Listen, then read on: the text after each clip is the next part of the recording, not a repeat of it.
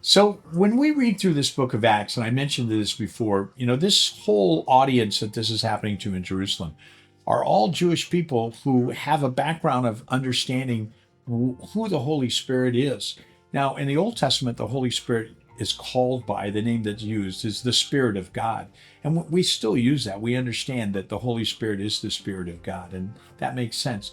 But you need to understand that they were very familiar with the phrase, the Spirit of God. In fact, many times in the Bible, it says in the Old Testament, the Spirit of God came on somebody. Now, we read what happened in Acts chapter 2, and it talks about all the believers being together. And really unusual happening, they began to speak in other languages and other tongues. And it says there was a sound of a wind, and there was like fire. And we think, well, why is that? Well, it's really interesting because their background in the Old Testament would help them understand. First, the idea of wind is actually the same word as the idea of spirit. So actually, the wind is the wind of God. The Holy Spirit is the wind of God. And then fire. Why fire? Remember in the Old Testament, how did God lead his people? At night, there was a pillar of fire. Then that was his presence.